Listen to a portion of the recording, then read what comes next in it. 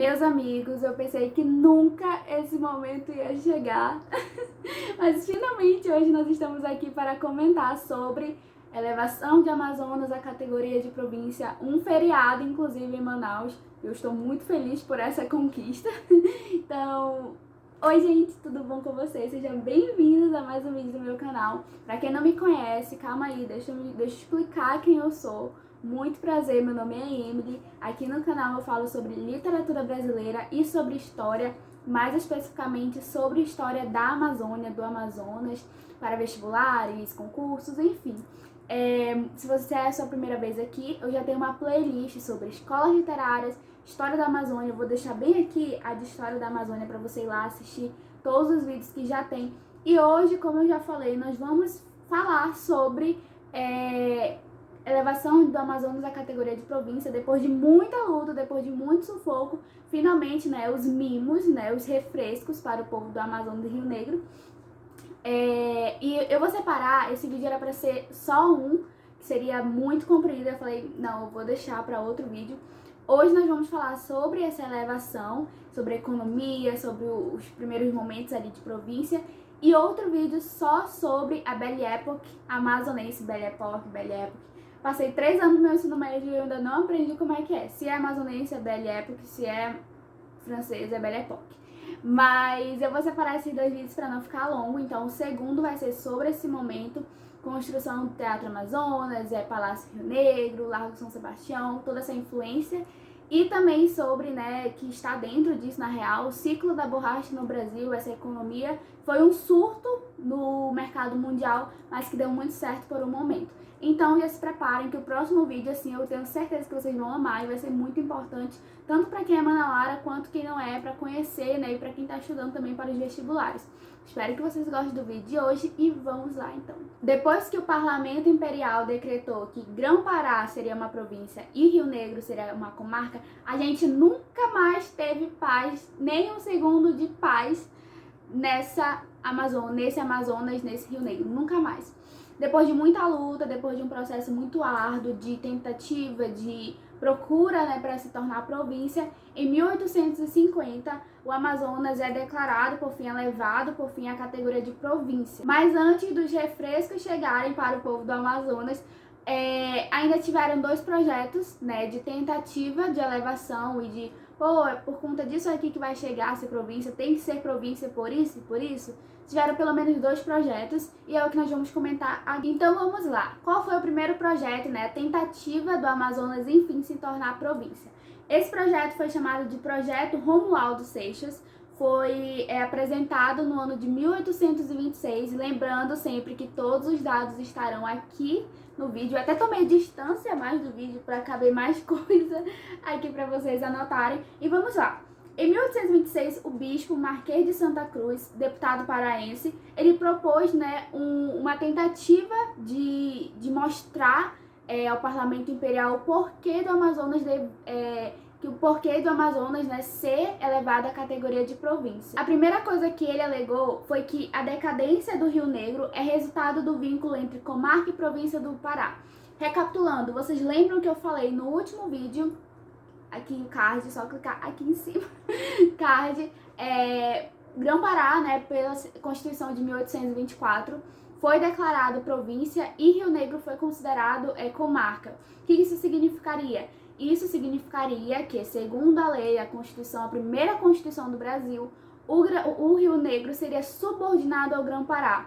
E a decadência do Rio Negro, depois de tantos anos, agora em 1826, estava tendo uma decadência, relacionado a esse vínculo do Grão-Pará e Rio Negro, que nunca, nem sempre foi amigável. Além disso, esse projeto também falou que, os representantes da comarca, eles não tinham autoridade para fazer alguma coisa dentro da comarca, e outra coisa também que quem tinha, que era o presidente da província, do Grão-Pará, ele não dava atenção necessária à comarca do Rio Negro. Então, primeiro, quem eram os responsáveis pela comarca do Rio Negro não tinha autoridade para fazer o que queria fazer dentro da comarca, e o presidente da província do Grão-Pará, que era responsável, segundo a lei, pela comarca do Rio Negro, também não dava atenção. Então, assim, é tipo como se esse projeto estivesse falando: o ponto principal de tudo era que o vínculo entre essas duas categorias, né, Grão-Pará e Rio Negro, estava indo de mal a pior. E primeiro, o presidente da província não dá atenção e quem quer fazer também não pode fazer porque não tem autoridade.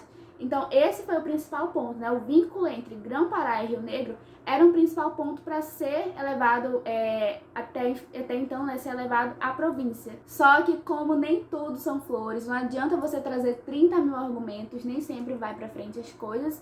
E acabou que o Parlamento Imperial alegou que esse projeto Romualdo Seixas, de 1826, não tinha, como é que pode dizer, não tinha objetivo o suficiente, não trazia tanta confiança para ser elevado à província, né? O Rio Negro ser elevado à província. Então, tipo assim, você me deu todas essas justificativas aí, mas eu não achei plausível, eu não achei necessário, eu não achei o suficiente para fazer uma elevação à categoria de província. E acabou que no ano de 1833, com a aplicação do Código do Processo Criminal, acabou que o Rio Negro não virou província dessa vez. Mas é como diz aquele ditado, quem tem fé não desiste nunca. E se tem uma coisa que a gente já aprendeu durante essa história da Amazônia, é que o povo amazonense, ele tinha confiança que ele ia se tornar província, que eles iam conseguir sim. E foi aí que em 1836, 10 anos depois do primeiro projeto, foi posto, né, o projeto João Cândido de Deus e Silva. Em 1836, esse deputado paraense, ele propôs um projeto com que a província do Rio Negro, ela se tornasse, né, uma província, se partisse do pressuposto que ainda estaria subordinada, como a província do Pará ainda seria subordinada à província do Grão-Pará, e ainda teria ali um limite territorial do mesmo modo que o Rio Negro, né, como comarca. Ou seja, segundo esse projeto, até poderia se tornar província, poderia até ser aceita uma categoria de província ali, porém, ainda seria subordinada à província do Pará e teria os limites territoriais os mesmos da comarca do Rio Negro. Não faria ajuste nenhum. E aí que tá, galera, porque teve um debate ali no parlamento que foi entre os deputados paraenses e os deputados paulistanos. Por quê? Aí vocês têm que entrar comigo numa história aqui, num contexto mais, né, do Brasil aí, fora aqui da nossa área de Amazônia. Por quê? Primeiro, o primeiro ponto do debate, não tinha renda suficiente para fazer esse projeto, não tinha como o Rio Negro se sustentar como província, né? Não tinha renda suficiente. Mas outra coisa que estava nas entrelinhas ali do povo era que os paulistanos, eles eram responsáveis pela comarca de Curitiba. E aí você fala, pronto, agora eu não entendi mais nada. O que Curitiba entra aqui na Amazônia? Pensa comigo, se os paulistanos, os deputados paulistanos aprovassem a elevação do Rio Negro, com a elevação do Rio Negro deixa de ser subordinado, né, ou pelo menos na teoria, deixa de ser subordinada e dentro, né, do Grão-Pará. Se os paulistanos aprovassem isso, poderia surgir um pensamento na comarca de Curitiba de emancipação do povo curitibano, né, da comarca de Curitiba. Então, assim, os paulistanos ficavam, mas será que eu aprovo esse projeto de elevação? Se eu aprovar, talvez lá em Curitiba, na comarca de Curitiba, eles possam ter aí, né, um pensamento de emancipação para se tornar província. Será que eu faço isso? E aí tinha esse debate todo em cima da elevação do Amazonas, que coitado, só queria ser, né, uma província. E aí, galera, e aí que começam os refrescos. Segura comigo que agora a gente vai entrar num ponto importante da elevação de província. Esse projeto, ele teve a aprovação em 1840, porém ficou tramitado ali até 1843. Aí teve um novo debate e, por fim, a aprovação total. Porém, quando foi passar para o Senado, né, quando o projeto foi passado para o Senado, ele ficou engavetado por pelo menos 7 anos, até que em 1850 os refrescos chegaram e Amazonas foi elevado à categoria de província. E é então que surgem os refrescos para o povo amazonense, o povo do Rio Negro. Porque em 1850, o deputado paraense João Batista Terreiro Aranha teve a iniciativa de debater novamente esse projeto que estava engavetado há muitos anos no Senado e foi posto em prática e foi aprovado depois de um mês, na real, menos de um mês de debate, teve a aprovação do Senado, a elevação de província. Mas por quê? Vamos conversar aqui, né, num cenário mundial de por que foi tão rápido assim. Galera, pensa comigo, esse projeto de elevação de província, ó, anos, e depois de um mês, depois do deputado Terreiro Aranha lá, o Terreiro Aranha, ele decidir trazer de novo, né, a iniciativa de trazer de novo esse debate, ele foi aprovado depois de um mês. Qual era a justificativa dessa aprovação tão rápida, tão instantânea? Galera, o que acontecia é que a nível internacional, a Amazônia estava passando por um processo de pressão geopolítica. O que significa isso? Estávamos sofrendo pressões internacionais para que nós abríssemos, né, o comércio através do rio para exportação internacional, ou seja, tinha uma necessidade de abrir o rio Amazonas para um comércio internacional. Por isso a aprovação tão instantânea e tão rápida, né? Se nós pensássemos aí num nível maior, foram anos para ter projetos e para ter pelo menos uma ideia debatida ali sobre a elevação de província. Então teve essa pressão geopolítica, né? Esse cenário geopolítico foi importante para a elevação do Amazonas à categoria de província, que hoje é um feriado, dia 5 de setembro, é feriado estadual, é o feriado de elevação do Amazonas à categoria de província, e dia 7 nós temos aí, né, outro feriado também a nível nacional. E esse foi o dia, marquem aí, dia 5 de setembro de 1850, elevação do Amazonas à categoria de província. E aí, tudo bonitinho, tudo certo, foi elevado à província. Como é que ficou o Amazonas agora como província? Depois de tanto tempo orando e rezando, eles finalmente conseguiram ser província. Como é que ficou, né, em questão de economia, da política do Amazonas? Como é que ficou? Na política, vamos pensar aqui a nível de política. Uma coisa que é engraçada nós comentarmos e que é necessário que vocês saibam também é que nos primeiros tempos, né, os primeiros governadores da província do Amazonas não eram amazonenses, eles vinham de fora. Então, cariocas, gaúchos, baianos, pernambucanos e principalmente paraenses, eles dominavam ali a época da política da província do Amazonas. Menos de 5 vice-presidentes eram amazonenses. Então, assim, nem vice o amazonense conseguiria ser. Nesse primeiro momento, a categoria de província facilitou com que pessoas que tinham interesses externos, né, que não dizia respeito ao Amazonas, conseguissem lucrar e conseguissem sair bem. O Amazonas, nessa época da política, era um treinamento, se pudéssemos colocar assim, um treinamento para políticos que estavam começando a ter a sua base de treinamento aqui no Amazonas e depois sair para ingressar em carreira política. Então era basicamente, quer treinar para ver se tu consegue participar da política? Vai lá para o Amazonas, que agora eles são província, vai treinar lá e depois tu voltas para ver o que dá, né? Então basicamente era isso. Os responsáveis pela província não necessariamente eram amazonenses. E os poucos que conseguiam ser eram vices, né? Vices representantes ali da província. Outra coisa que nós precisamos comentar. Como é que ficava o Amazonas agora em categoria de província em um âmbito mais do Brasil, né? Cenário de Brasil Império. Gente, vamos lembrar que aqui no Amazonas, nessa época, nós não tínhamos muito o que oferecer para o governo central. Então vamos lembrar assim, que enquanto outras partes do país estavam tendo, né, um comércio aí baseado em fazendeiros e latifundiários, nós tínhamos aqui ainda comércio. Então o nosso comércio aqui era na base dos comerciantes. Então, basicamente o Império, né, nessa época do Brasil Império, não tinha muito o que trabalhar aqui no Amazonas em base de economia. O que isso quer dizer? Que o Amazonas, sendo uma província, acabou oferecendo mais oportunidades para as pessoas que queriam se aproveitar da política de alguma forma, fazendo estágio, sendo alguma coisa aqui no Amazonas, né, do que os próprios interesses internos aqui. Então acabou que o Amazonas favoreceu mais as pessoas de fora do que as pessoas que já estavam aqui, que já tinham interesses aqui também. E já que estamos falando sobre economia interna, vamos falar um pouquinho como é que funcionava a economia da província agora do Amazonas. Primeiro que nós tínhamos um fraco desempenho agrícola, né? Nós tínhamos um abandono aí das lavouras, né, das plantações de cacau e café, que já estavam sendo quase todas extintas. E também nós tínhamos milho, feijão e mandioca suficientes apenas para que o interno, né, para a questão do Amazonas aqui. Nós não tínhamos condições de exportar isso. Até porque, né, lembrando, tínhamos aí também o abandono das lavouras, enfim.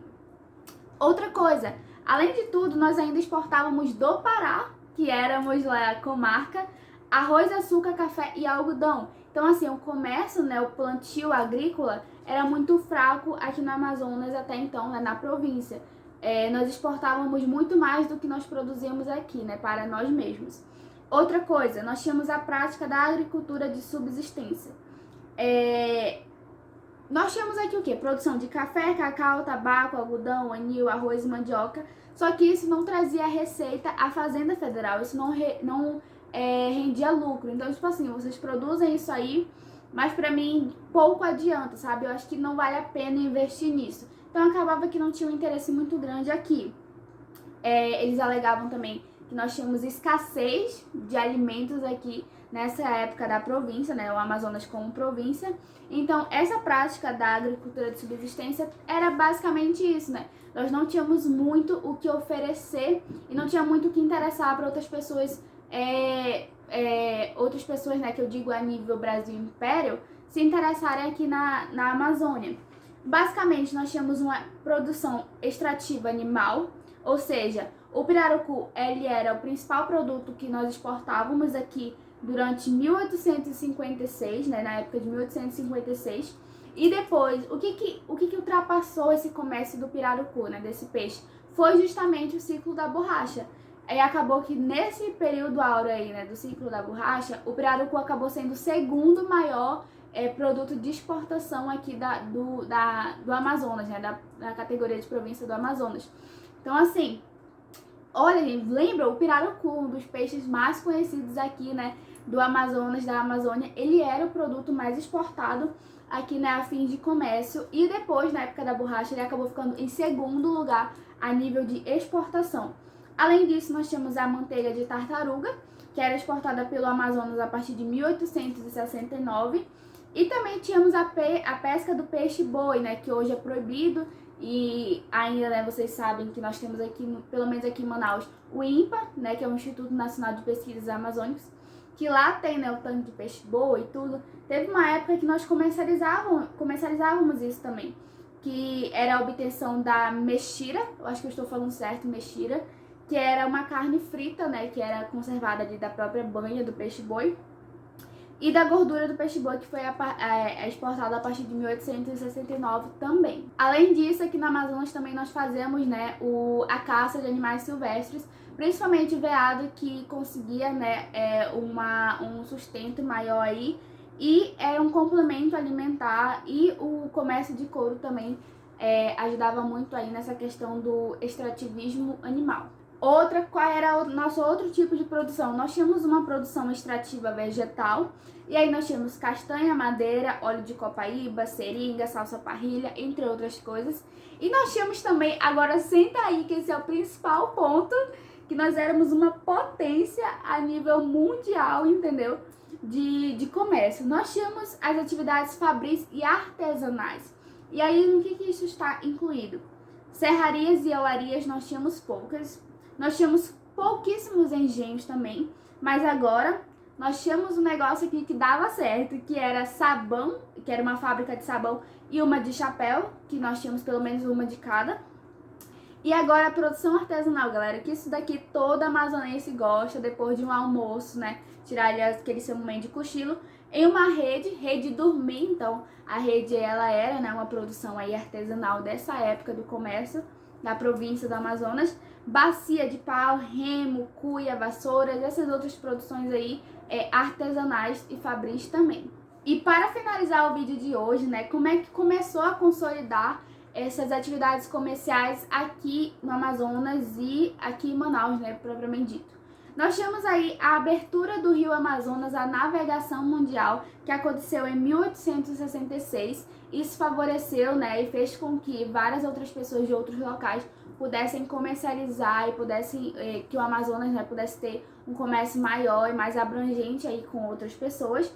Nós tínhamos a criação da alfândega de Manaus, que foi durante 1868 e 1869, por aí. Isso facilitou com que Manaus tivesse, né, uma linha de navegação direta com a Europa e também tivesse uma navegação interna partindo de Manaus. Então, essa abertura, né, dos portos do Rio Amazonas para a navegação externa, né, favoreceu muito a economia interna daqui do Amazonas também, e de pessoas que vinham de fora comercializar aqui também. E como é que funcionava a sociedade dessa época? Basicamente, gente, o que nós podemos falar dessa época é que os nordestinos, eles faziam tudo aqui no Amazonas, porque os nordestinos estavam fugindo de uma seca, né, lá no Nordeste, obviamente, e acabaram migrando para outras regiões. O Amazonas, né, a Amazônia foi uma dessas regiões, e o fluxo de nordestinos durante esse período foi muito grande, o que favoreceu o trabalho braçal do ciclo da borracha no Brasil. Então, o que a gente costuma dizer é que em uma época que Manaus, principalmente o Amazonas, estava sofrendo por uma cultura totalmente europeia, os nordestinos começaram a brasileirar o Manaus de novo e o Amazonas também. Mas isso é um assunto para o próximo vídeo, que nós vamos comentar sobre o ciclo da borracha no Brasil. Eu espero que vocês tenham entendido, tenham vibrado comigo, colega, porque depois de muita luta, Amazonas conseguiu se tornar província. Então, vitória, né? Vitória para o povo do Rio Negro. Eu espero que vocês tenham gostado. Se você gostou, deixa aqui embaixo, compartilha. E, por favor, se você ainda não é inscrito no canal, se inscreve. Que o próximo vídeo vai ser show, que nós vamos falar sobre ciclo da borracha no Brasil e Belle Époque amazonense. Teatro Amazonas, Largo de São Sebastião, Palácio Rio Negro, Palácio de Provincial, tudo que nós temos direito. Então já cola aqui comigo que vai ser sucesso. Eu espero que vocês tenham gostado.